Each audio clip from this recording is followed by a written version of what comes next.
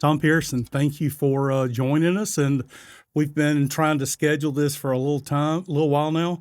Our schedule's just been crazy between the two of us, but I'm so glad to have you here. And Thanks, Brian. Appreciate it. yeah, so there's so much that I want to ask you about the zoo. I know that my family really appreciates it and we utilize it regularly.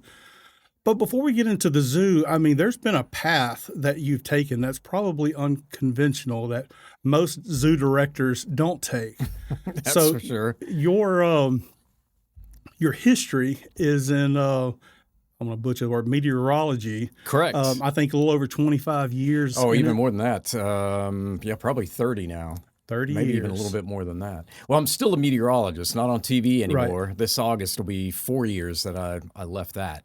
But my first job was in Amarillo, Texas back in 91, I think. Could you imagine back in 91 that you'd be doing what you're doing today? Nope.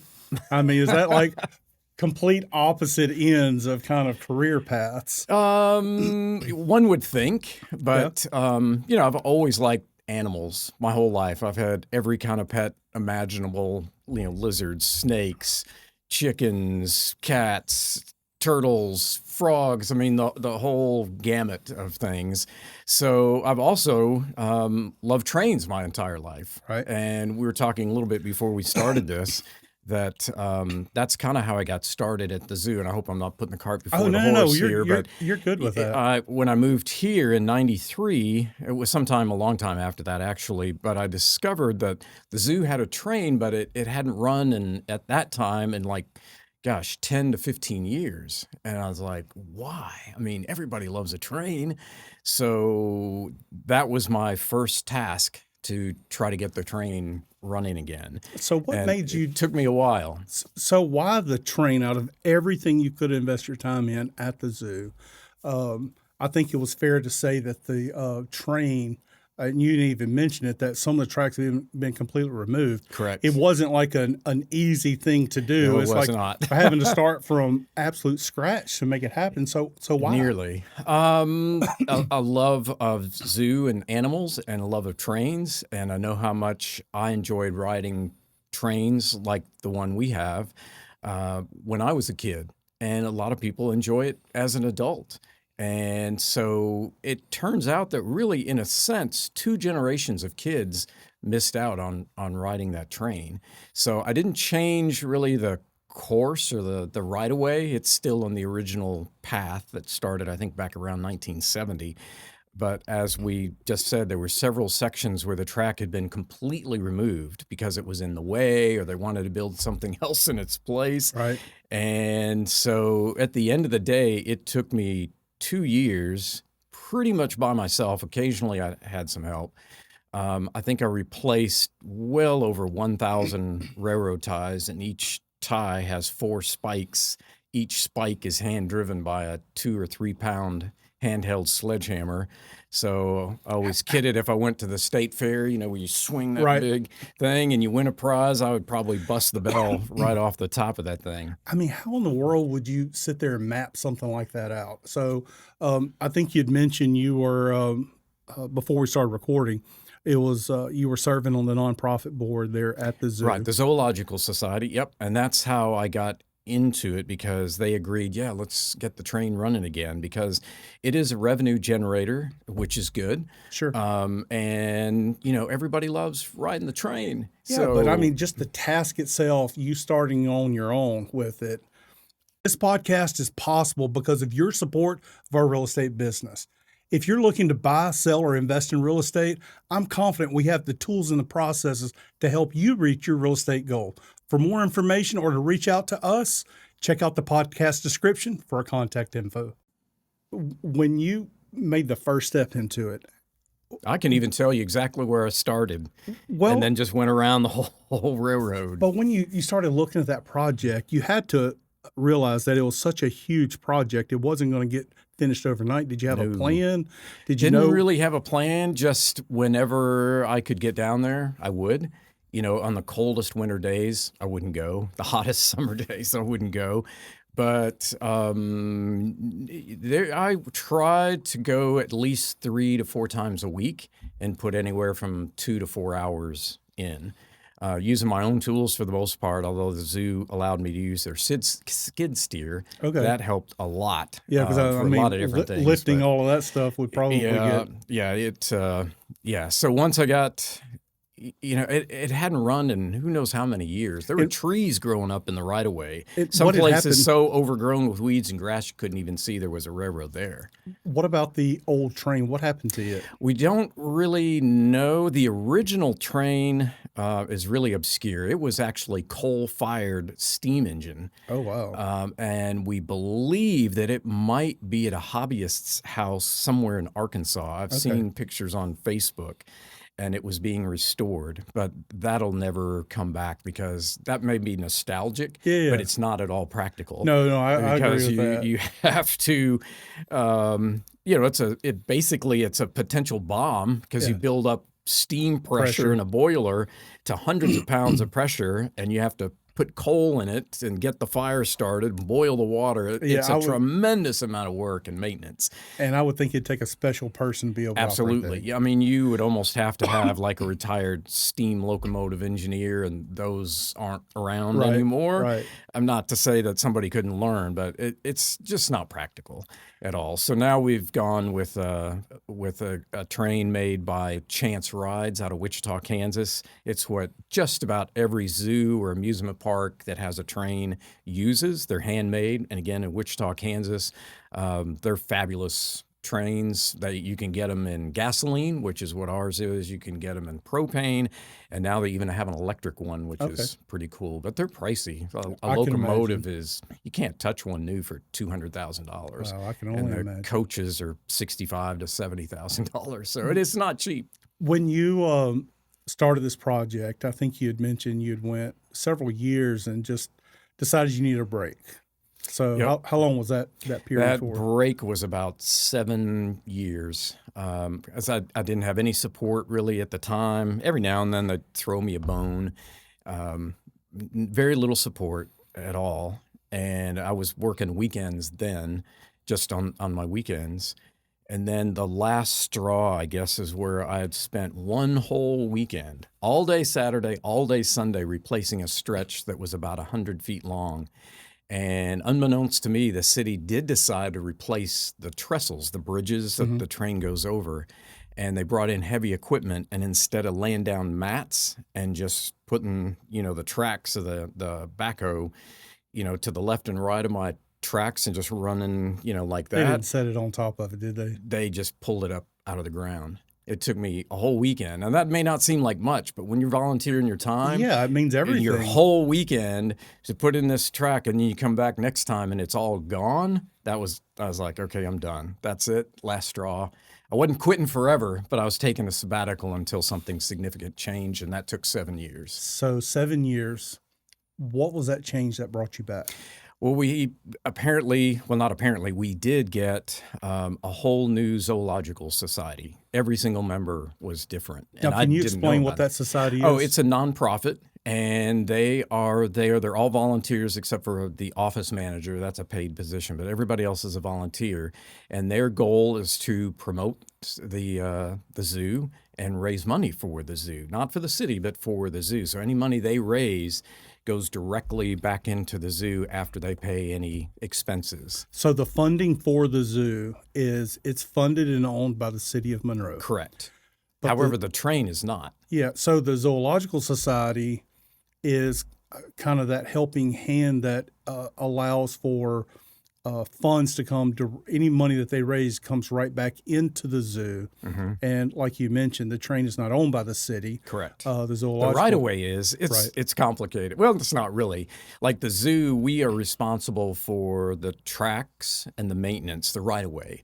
The Zoological Society owns, operates, and maintains the train that rides on my tracks. Which means that 100% of the money outside of their expenses goes right back in the zoo. Correct. It doesn't go back into the city general fund. Right. It's right back into the zoo. Right. Which is a great partnership. And I don't think you probably could do what you guys do without the Zoological Society. It would be difficult for sure. I mean, I guess we could, but wouldn't really want to. Yeah. Because they help out. Yeah, because if you stepped up and you won the lottery and you want to donate $1 million, it wouldn't go well, you probably could, but Sure. technically it wouldn't go to the zoo. It would go into the general fund. And then hopefully city council or somebody would decide, hey, Brian wanted to donate $1 million to the zoo, and they'd give it back to the zoo. But they wouldn't have to. Sure, but that if it goes to the partnership, zoological society, then yes, it comes back to the zoo. so that partnership is really, it kind of works in tandem with the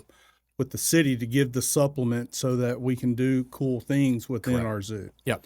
So you got a new board, you come back. What Yeah, year? they called me out of the blue. I don't know the exact year. Let's see. My daughter was born in '04, and she was about 3, so probably around 2007, 2008, maybe around in there. Were you skeptical when you came back? Oh, yeah. They called me out of the blue. I didn't know who was on the other end of the phone, but they knew who I was.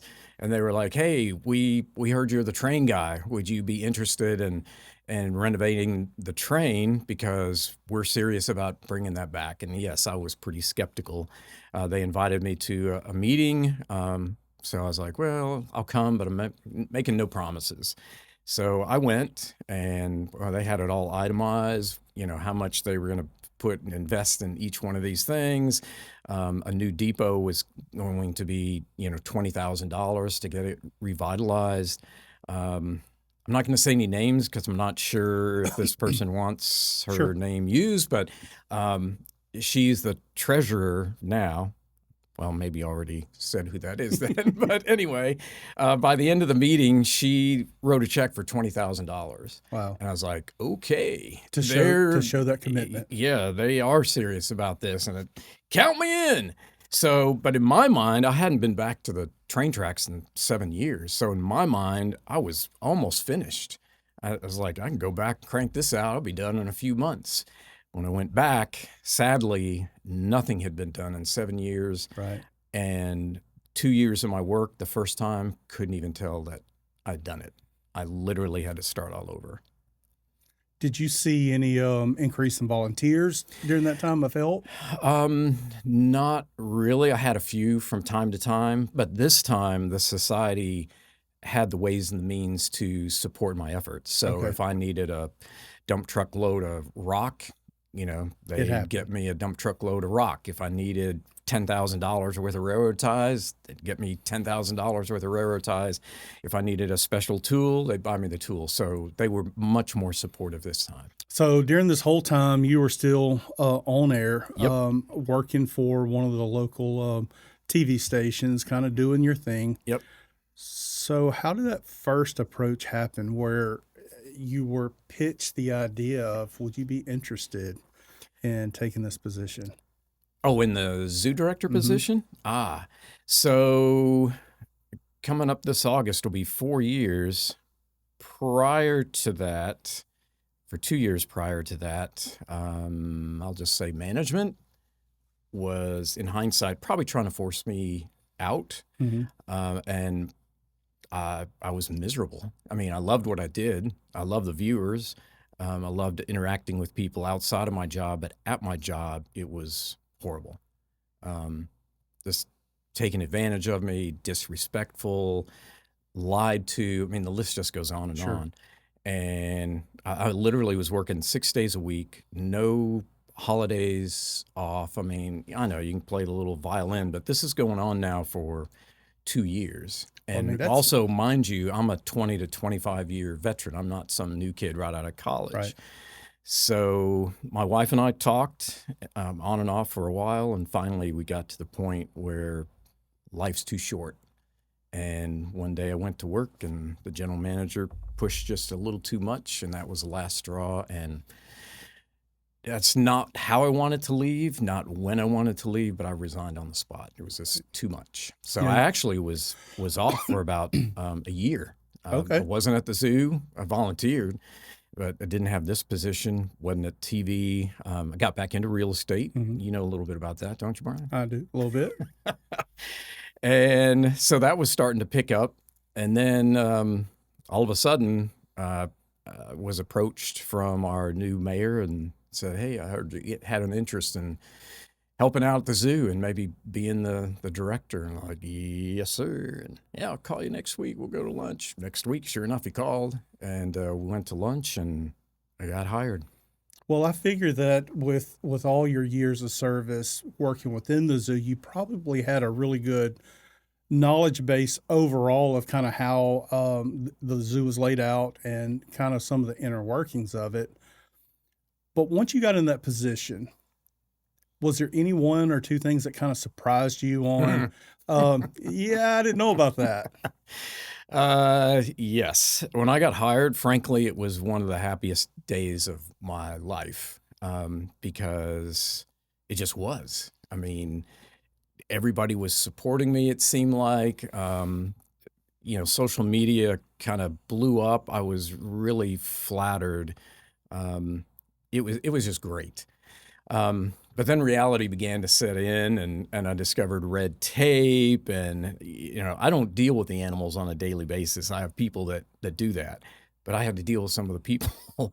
And I mean, overall, yes, of course, I still love it, but it's different than what you might think. I've got like 40, 45 employees. We have hundreds of animals. We have 80 acres.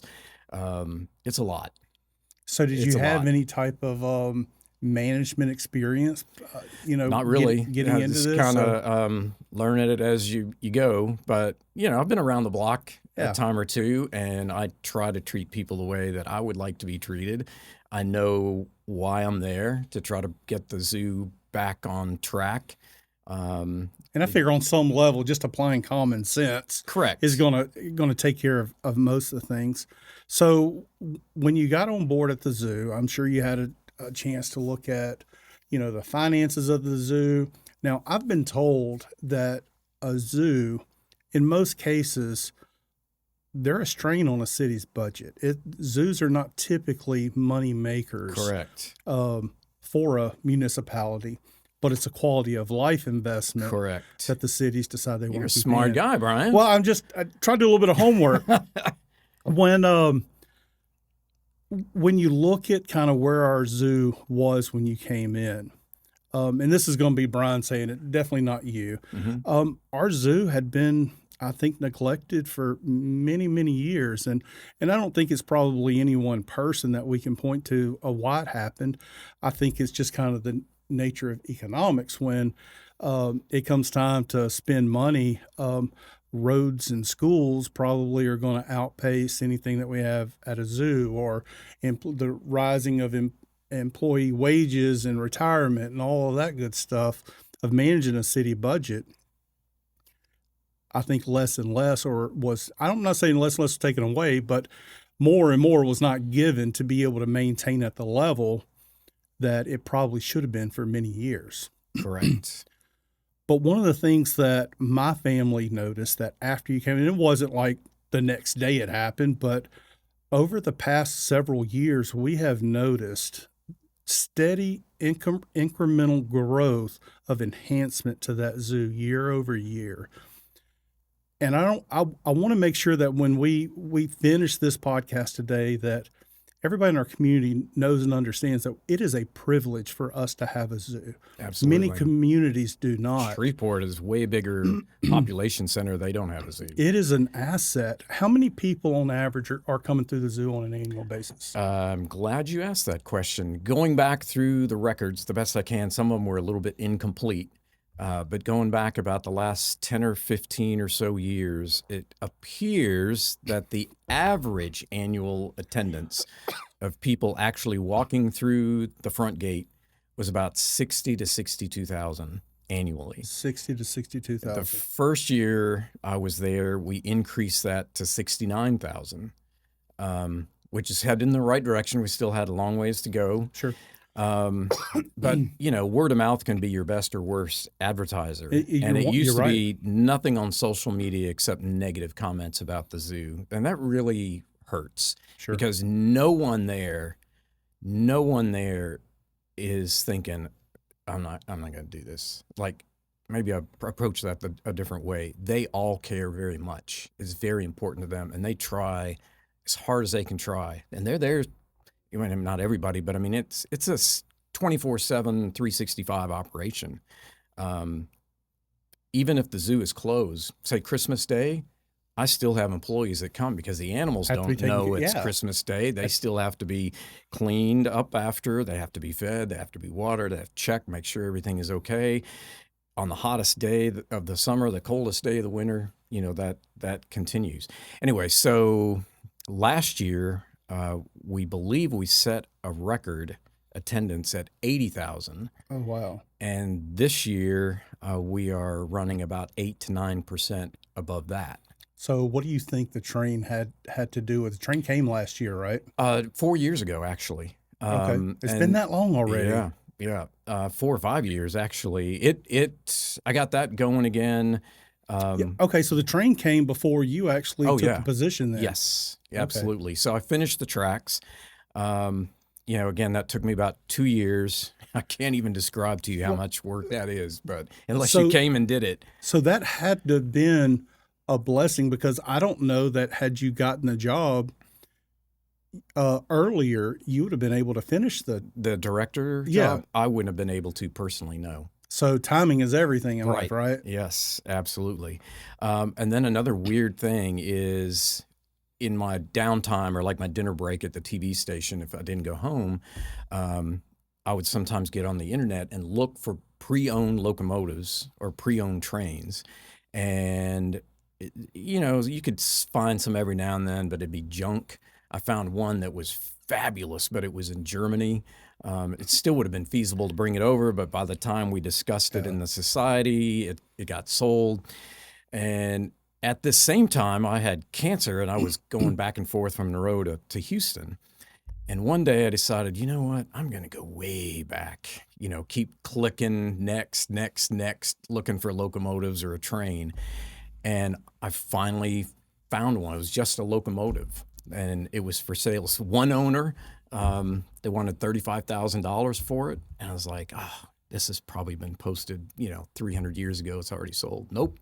It was a current ad and it was in Lufkin, Texas. And every time I went to Houston and back, I went through Lufkin, Texas. It wasn't like it was in Seattle, Washington or in Germany. It was right there, 2 miles off the road. And coming back one time, I was like, man, let's go by and test drive it. So I made an appointment. And it worked flawlessly. So we had an emergency meeting when I got back to Monroe with the society. They came up with $35,000 and we bought it. So now we had a railroad. Now we had a locomotive, but we didn't have any coaches. But during that time, I was like, you know what? There's enough room for 2 people to sit on the locomotive, one person to operate it, and another one that could ride. Let's do a little fundraiser, and have a unique ride. So we're going to charge $50 a ride on a Saturday. And do you know, I was the engineer at the time. I never stopped. Every time I'd go out and I'd come Somebody back, was there'd be waiting. at least 1 or 2 more people waiting. They'd hop on. I'd go again. Takes about 10 minutes, about a mile. And there'd be somebody else. A couple of people rode it twice. Another older couple came all the way from Winsboro just to ride the train. At the time, they said, no, we didn't really come for the zoo. We just wanted to ride the train. So I don't know. We made $1,000, $1,500, but still, we need more. Sure. So the society, one of the guys there wrote a grant to the CVB and for $150,000, and he won or got the grant. So we bought 2 coaches. So now we have an actual train. We have a locomotive and 2 coaches. So we start taking 40 riders every time. So we had that for about 2 or 3 years. And then now jump ahead to when I'm director, and I got a call out of the blue from a friend of mine that we had a mutual hobby like 20 years ago. And he calls up and he's like, Tom, he goes, I've been seeing the fundraiser you guys have been trying to do to get an ADA compliant coach, has a wheelchair ramp. Yeah. And he goes, I've been talking, I can't give you their names because they want to remain anonymous, which is pretty cool too. And we decided we want to buy that coach. And like, do you know how much it costs? No, but we want to buy it. So I'm still giving him an opportunity to back out in save face. And I said, well, it's $75,000 because the ADA compliant coach is even more than the other ones. And he's like, okay, well, we still want to buy it. And they cashed out a 401k and donated the money to the society so that we could buy an ADA compliant coach. That was just a couple of years ago. Imagine the kids' lives that have been changed, and I would say adults too, to be able to go with their kids. Right. Yep. Because Changed now just you, because they can now. yeah, that was the only thing in the zoo that wasn't ADA compliant. You could virtually go everywhere else if you were in a chair. But you couldn't ride the train unless somebody could physically pick you up out of your chair and put you on the bench and the coach. And that's not really what you want to do. So, yeah, this was fabulous. Wow. We think it was perhaps the biggest cash donation basically to the city. I mean, it went to the society, but it's benefiting the city. Yeah, that's just an amazing story to tell. So one of the so I know that there's been a lot of enhancements since you've been the director. How was all that possible? And here's where I'm coming from. You know, we talked about that zoos are typically a financial strain on a city. Mm-hmm. And the zoo got to where it was over time through neglect, probably due to finances of the city. Who knows, actually? How were you able to turn that corner and say, because all the stuff that you've done since you've been there has costed money. Of it has, most of it has, but not all of it. Like, it doesn't really cost money to trim hedges down into a manageable size, for instance. It doesn't really cost money when a school donates 50 azaleas and then wants to plant them.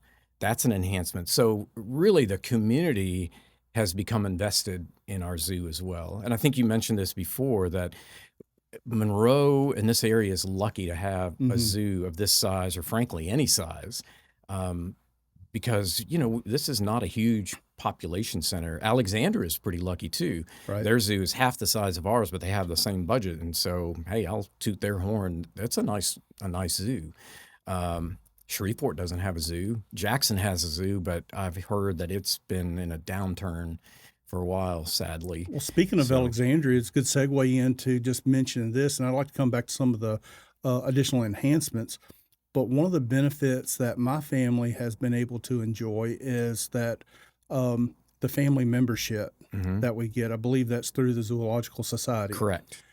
Well, that membership, that annual membership, comes with privileges outside of what we can use here in the Monroe Zoo. I believe Alexandria, my kids get in free with that. So when we're traveling, we don't go every month, but I would say 4 times a year when we're running through Alexandria, something different to do. And they've got a nice place. It's not as large as ours. Right.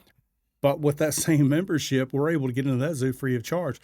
Now, there's some other zoos that you don't get in free, but it offers significant discounts. Right. So I think it's just absolutely amazing that we can invest locally with a membership that we just keep getting paid back in great dividends by being able to utilize it in other areas. So do you have any idea how many annual memberships I really don't. But that money, no. When you buy that annual membership, and I don't remember the cost, but I know it's extremely affordable. They They recently increased it to $100 a year for a family membership. I think that's a family of 4. Take that with a grain of salt. It's a family of 4 for $100. That's a bargain. Oh, You know, there's a lot of zoos around that it'd cost you that much to get in one time. And so besides the obvious benefit of saving you money, you can also go anytime. You know, like maybe you look at the forecast, if you don't have a membership and there's a chance of rain, you go, well, I don't really want to go because, you know, it might rain. And, you know, if I spend this money and then 30 minutes later it starts raining, and so they don't go. Right. If you get a membership, go. Absolutely. If it starts raining in 30 minutes, all you've lost is maybe the trip to the zoo. And for those and that you'll don't also jump through the line on big events. In fact, you don't have to stand in line. Right. There's another separate entrance for family or for people that have memberships, and there's almost never a line there. You just pretty much, you know, show your ID, show your membership card, and you're in. And for those that think, well, I mean, how many times can I actually go to a zoo and see the same animals? For us, it's a splash pad. Our kids get to go to the splash pad. But even outside of the splash pad, I don't know if my kids are weird or whatever, but the combination of splash pad and the playground right there is enough to entertain them for hours. And it's super cheap. Like during the summer right now, if your kids are home from school, It's a fantastic deal. You pay $6 currently as an adult to get in, $4.50 for kids, 2 and under are free, and you can stay at the zoo or the splash pad all day long. Yeah. You can't beat that. Oh, I completely agree with that. So let's talk about some enhancements that you've brought in since being the director. And the most notable are the experience. And I don't know that we really had those experiences in the past. I can't remember. But I mean, we have the birds where you can get in and feed. We have the turtles that you can go. I think they're tortoises. Tortoises, yes. I don't know what the difference between turtle and tortoise, but I'm sure there is. So we have the tortoises that you can actually feed. And now we have the sloth experience. So That's not started yet, but the sloths coming, are though, there. right? Yes. coming. It's just taking a little longer than we wanted. As we decided a long time ago, we weren't going to, quote unquote, force the sloths into that situation. We wanted to train them, so to speak, so that when a keeper came in, that they'd go, it's food. Yeah. And they would come to us for the enhancement. If they didn't, then we'd be like, well, Yeah, nobody take wants a to rain stress check. Right. You animals don't out. want to stress the animals. You don't want to force them into doing anything they don't want to do. But being able to have that idea of knowing that it's going to be probably possible for that to actually take place. Oh, it I will. think. I know there's a lot of zoos that do it, and it makes huge revenue. But to sit back and look at what you're doing to the kids of our futures, the ones that have that sense of science or love of animals, so that you can actually kind of reinforce and help them along that path with it, I think is just great. You'd mentioned that community involvement is crucial to the success of what you have. So not only coming and being patrons and taking advantage of the beauty it has, but also rolling up their sleeves and coming in and help on work days. So tell me how you are able to get the community involved, and what can the community do to actually help you? Oh, wow. We get groups all the time, civic organizations, church groups. I mean, the list goes on and on and on. Girl Scouts, Boy Scouts, fraternities, sororities for Obviously, ULM. this needs to be planned. You don't want just like Yes. a huge group show up and like, Yeah. oh, what do we do? Yeah, a little bit of advance notice is good, but when those bigger groups, if we get 20, 30, 40, 50 people, we really do need to have some advance notice so we can be ready with staff. We can't just turn them loose. Sure. It has to be at least a little bit of supervision there. That's donation of time, and that's always good. But there are a lot of people and groups that donate material, which is also fantastic, or just cash. And of course, that's great. Oh, and labor as well. I do have to give a shout out to Ouachita Electric. I don't know if you allow that or Yeah, not, absolutely. but No, I want to. golly, they're one of our biggest advocates as far as local businesses are concerned, and I cannot tell you how much material and labor and expertise they have donated to the zoo. We couldn't have done a lot of that stuff without them. So That's my hat's really off to them. one of the reasons. And a lot of other folks, I shouldn't, they're more. Atmos has donated thousands of dollars to us. Entergy helps out, with some labor and whatnot, and the list goes on and on. It's really amazing. In fact, I think the mayor asked me not long ago, since you've been there, how much, has been donated? And I'm like, well, just in cash alone, it's around $200,000. Wow. And then if you figure in materials and labor, I wouldn't even know, 300,000-400,000 probably. And that's a huge help to us. I never have the problem of singing someone's praises if they're donating or giving back to our community. One of the reasons that we started this podcast is that society as a whole, a lot of times people gravitate to the negative that's out there. It's easier to do. Every source of media, you can find the negative if you want to. Right. But sometimes it's hard to find the positive. So I want to highlight the people, the places, things, the entrepreneurs. So if that electric company is doing something great for our community, I want our community to know about it, because the people who are investing in our community is going to be the same people that help continue to push our community forward. I don't believe that you could do what you're able to do at the zoo without the support of the nonprofit without the support of the community to be able to come in.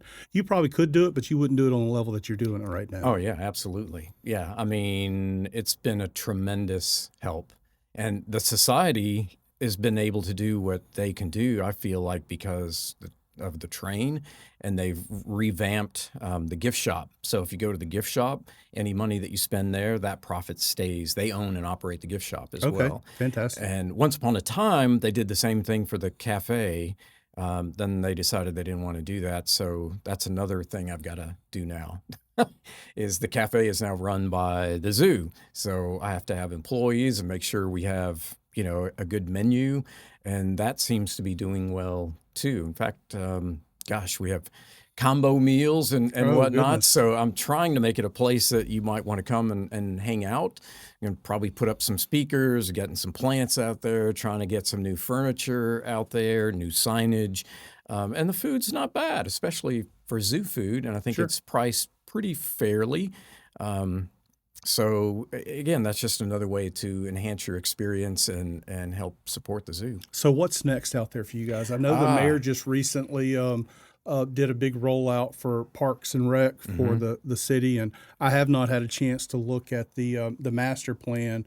I've seen a couple of photos, but I haven't dived into the master plan to kind of see all the details. But share with us kind of where your vision is, where the city's vision is for the zoo, and what we're going to probably be seeing over the next several months Next several months. or years ahead. Yeah, I might go a little bit more than that.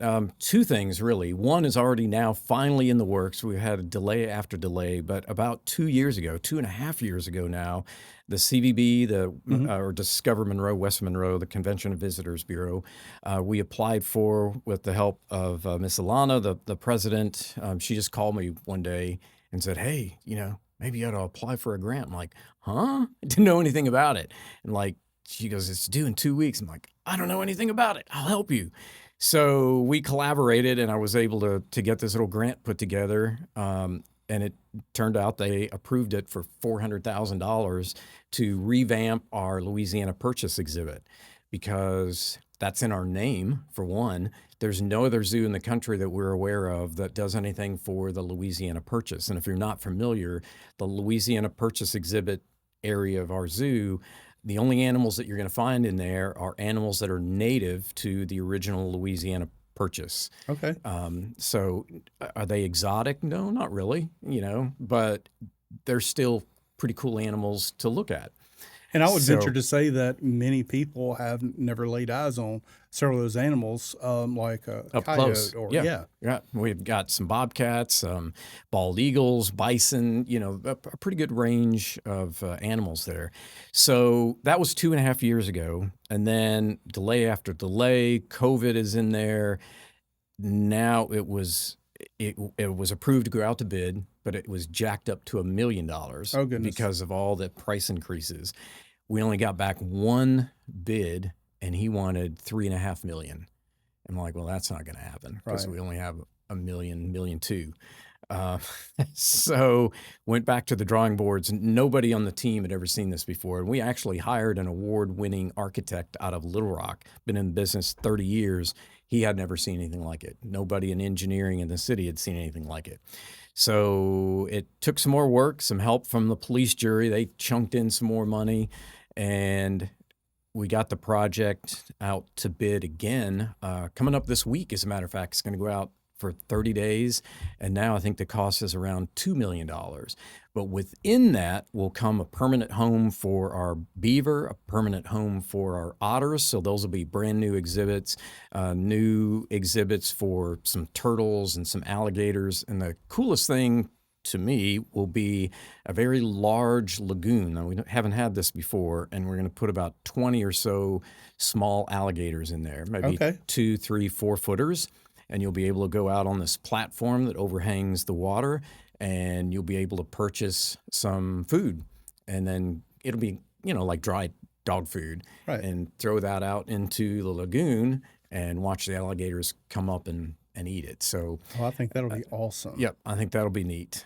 So hopefully somebody will bid and make a reasonable bid. Hopefully someone local and we'll get this underway. The other thing that's on the radar, gosh, and I know some people have pretty deep pockets around here, but really, really, really want to bring back giraffes. We had giraffes once upon a time. Our giraffe barn is now derelict. It's 50 years old. It's not even worth trying to repair. And because of that, we can't comfortably house the giraffes during winter. We could get giraffes, but we don't have any place to keep them comfortable in the winter.